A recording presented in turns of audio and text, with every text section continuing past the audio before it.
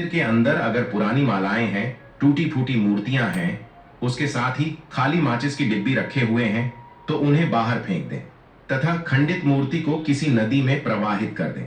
घर में छोटे बच्चों को नवरात्रि का व्रत नहीं रखना चाहिए। इससे उनकी जान को खतरा हो सकता है, क्योंकि इस व्रत में शरीर को अधिक शक्ति की जरूरत होती है। माता शेरावाली की तस्वीर अगर कांच के फ्रेम की है और वह हल्की सी भी अगर टूटी हुई हो, तो ऐसी कांच को बदलवा लें या ऐसी तस्वीर को जल में विसर्जित कर दें। टूटी मूर्ति की पूजा करने से, टूटी तस्वीर की पूजा करने से आपकी श्रद्धा, भक्ति व्रत आदि सब टूट जाता है, आपका व्रत खंडित हो जाता है। दोस्तों, नवरात्रि के 9 दिन बहुत ही पवित्र होते हैं। नवरात्रि के 9 दिनों घर को साफ सुथरा और पवित्र रखना अति आवश्यक है। इसीलिए नवरात्रि के 9 दिनों में ब्रह्मचर्य का पालन किया जाता है और तामसिक भोजन ग्रहण नहीं किया जाता। नवरात्रि के 9 दिनों में माता रानी के भक्तों को प्याज, लहसुन, मांस, मदिरा और अंडे से दूर रहना चाहिए। अधिकतर भक्त नियम का पालन भी करते हैं, लेकिन वह एक गलती कर बैठते हैं। वो नवरात्रि के 9 दिनों में अपने घर इन अपवित्र चीजों को रख लेते हैं। ऐसा भूलकर भी नहीं करना चाहिए। भागवत पुराण के अनुसार नवरात्रि के 9 दिनों तक माता रानी अपने भक्तों के घर में वास करती है। अगर आप भी चाहते हैं कि माता रानी आपके घर में वास करें, तो आप अपने घर के वातावरण को पवित्र रखें और नवरात्रि शुरू होने से पहले ही अपने घर से प्याज, लहसुन, मीट, अंडा और मदिरा को बाहर निकाल दें। अपने घर को साफ रखें। इन वस्तुओं को घर से बाहर निकालने के बाद अपने घर में गंगा जल का छिड़काव अवश्य करें। भगवत गीता में भगवान कृष्ण कहते हैं, बगैर गंगा जल छिड़काव कोई भी मंगल कार्य सफल नहीं माना जाता। गंगा जल का छिड़काव स्वयं भगवत गीता में श्री कृष्ण ने बताया था। अगर आपके घर में गंगा जल न हो तो मार्केट से गौमूत्र ला सकते हैं और गौमूत्र लाकर आप गौमूत्र का अपने घर में छिड़काव करें।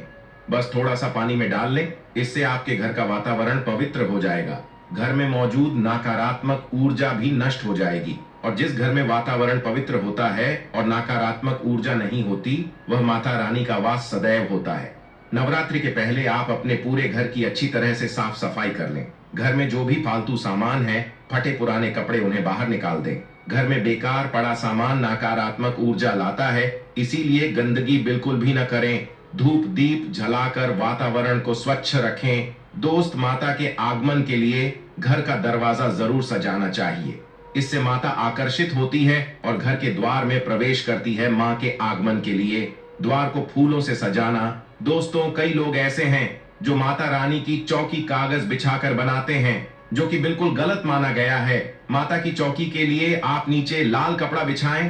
काला कपड़ा और सफेद कपड़ा भूलकर भी नहीं बिछाना चाहिए। ध्यान रखें, कपड़ा फटा भी नहीं होना चाहिए। दोस्तों, अगर आपके घर में देवी देवताओं की खंडित मूर्ति, दिया या फटा हुआ चित्र अगर हो, तो उसे किसी पवित्र नदी में विसर्जित कर दें, क्योंकि ऐसी मूर्तियां और चित्र दुर्भाग्य लाती हैं। देवी देवताओं की खंडित मूर्ति की पूजा न करें और ना ही उन्हें घर में रखें, क्योंकि उन्हें घर में रखना बुरा माना जाता है। दोस्तों, वहीं अधिकतर लोग अपनी छत पर या घर के मुख्य दरवाजे के आसपास कबाड़ इकट्ठा कर देते हैं। ऐसा करना अशुभ माना जाता है। अगर आपने भी अपने घर में घर के मुख्य दरवाजे पर या छत पर या फिर खासकर घर की उत्तर दिशा में कबाड़ इकट्ठा कर दिया है, तो नवरात्रि शुरू होने से पहले उस कबाड़ को घर से अवश्य ही निकाल दें। दोस्तों, यदि आपके घर कोई भी बंद घड़ी है, तो नवरात्रि शुरू होने से पहले उसे अपने घर से हटा दें और नई घड़ी ले आए या उसकी मरम्मत करवा लें। घड़ी को प्रगति का प्रतीक माना जाता है। बंद घड़ी समय से पीछे चलने वाली हमारी प्रगति में बाधा डालती है। इसीलिए नवरात्रि शुरू होने से पहले ही आप बंद घड़ी को घर से बाहर निकाल दें।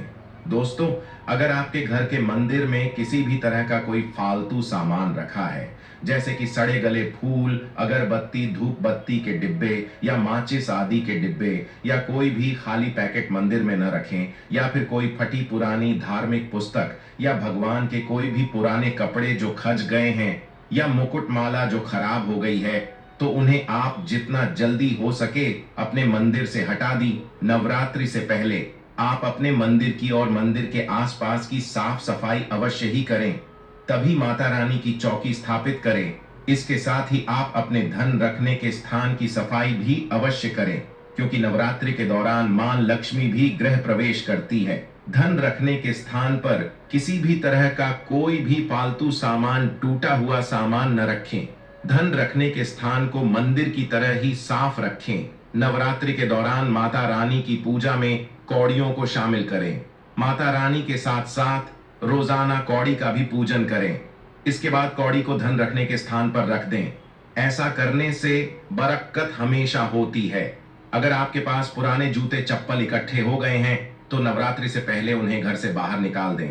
पुराने जूते चप्पल की अशुभता के कारण ही घर में नकारात्मक ऊर्जा आती है और घर में अशांति और तरह का माहौल रहता है। नवरात्रि आने से पहले घर से निकालना न भूलें। अगर जिस घर में ज्यादा होता है उस घर में माता रानी का भी वास नहीं करती। साथ ही साथ टूटे फूटे बर्तन अगर घर में पड़े हैं या टूटा हुआ आईना भी अगर घर में हो तो उसे भी निकाल दी। घर में टूटे फूटे ईंट पत्थर भी नहीं रखना चाहिए, इसे माता लक्ष्मी नाराज हो जाती है। अब हम जानते हैं नवरात्रों के दौरान क्या नहीं खाना चाहिए और क्यों नहीं पीना चाहिए और कौन सा फल खाने से व्रत संपूर्ण और सफल हो जाता है। दोस्तों,